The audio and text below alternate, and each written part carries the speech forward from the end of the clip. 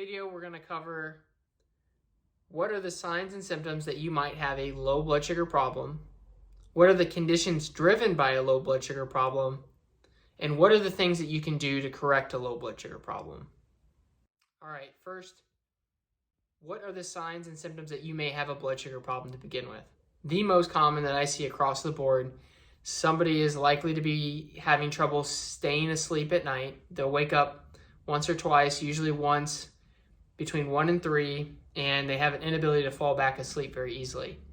If you're in this category, you very much fit into this low blood sugar issue. Reason being, when your blood sugar drops, your body has a few ways to correct that, but in a urgent way, it produces stress hormones, acutely epinephrine and cortisol. Now, if you know anything about stress hormones, or cortisol, or epinephrine for that matter, otherwise known as adrenaline, when that comes up, it's not something you sleep through. It'll wake you up in the middle of the night.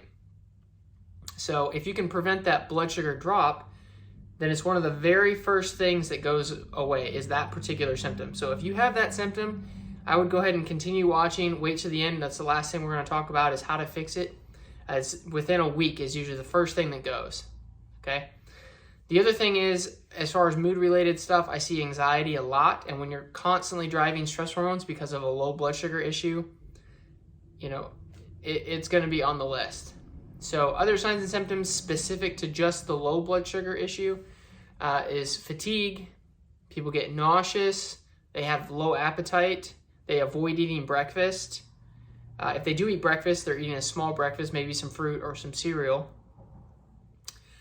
Brain fog, lots of fatigue. Those are the main symptoms that you're going to see with somebody that has a low blood sugar issue. Signs, maybe on a fasting glucose test, you're going to see that number is below 85. Medically, they don't draw the line until after 65, but of course they're looking for pathologic problems. They're looking for not low-grade chronic issues like that don't really, there's not a good medical intervention for that. These are natural solutions to a functional level problem. Conditions that are not only driven but exacerbated by a low blood sugar problem or a dysglycemia issue, and in this case we're talking about reactive hypoglycemia, include most commonly some mood-related issues. So that's anxiety or depression. Usually anxiety is so closely tied into this. I can't tell you how many times somebody comes with anxiety, we fix the blood sugar, and that it's almost like it goes away, especially people that have panic attacks. They may still have low-grade anxiety, but it drops it by 80%. It's a pretty big deal. It's one of those things where you can't control school, work, family, your job, things like that, but you can control what you eat. So we'll get that towards the end of the video, but majorly anxiety, autoimmune related issues get exacerbated, even gut issues. You can drive a gut related inflammatory marker called NF-kappa B just by having this rapid swing in blood sugar, NF-kappa B. And of course, when you have rapid swings in anything, you run yourself down on cofactors, vitamins, minerals, and those deficiencies lead to other problems. So it's one of those things that you can only trace so many things back until you get to a root issue. And blood sugar is a root issue. You can't trace it any further back. It's what you put into your body. It's nobody else's fault except for yourself. So that's one of the reasons why I like focusing on that. The number one fix for low blood sugar issues is breakfast, lunch, dinner. Well-rounded meals, good protein with every single meal. Anchor your plate with protein, good fats. And in my book, good fats are anything except hydrogenated oils, trans fats, things like that. Try to stay away from the vegetable oils.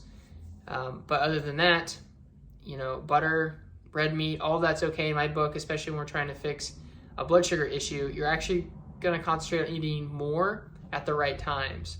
So no snacking. And those 3 meals need to be 5 hours apart.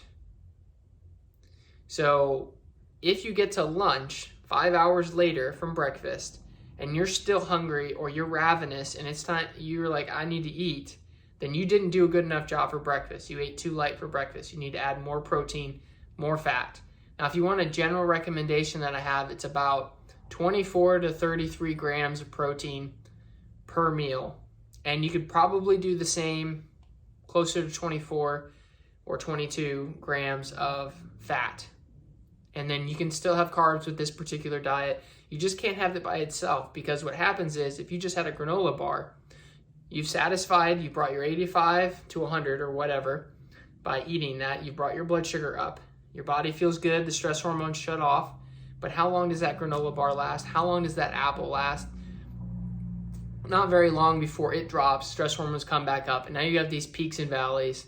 And then, of course, it continues throughout the day. And in reality, as far as stress hormone productions go, it should happen, unless you see a lion out in the middle of the woods, is that your stress hormones should come up in the morning, and then they should plummet and stay low all the rest of the day. So if not, then it's going to disrupt your sleep, and it's going to disrupt a lot of other secondary protein-related things like neurotransmitters.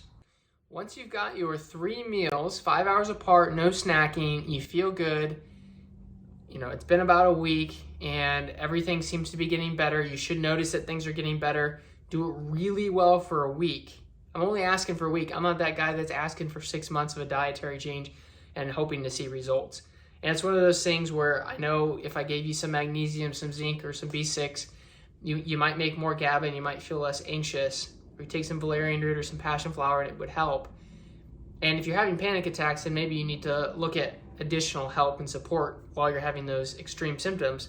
But at least looking at root cause issues, if you can avoid those blood sugar drops by doing really well with those things, like I said, 1 week of doing it, you should feel significantly better.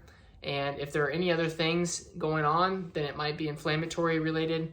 Addressing the gut's really important as far as mood related issues. So that may be a little inflammatory factor that you need to address. But honestly, a huge portion of the time, especially kids, high school age, I don't care who you are. It's something that needs to be addressed and looked at. So if you have any questions, you can email me, doc@drtoddanderson.com, or just comment below.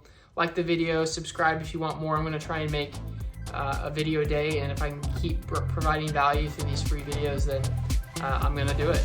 So until the next video, we'll see you tomorrow.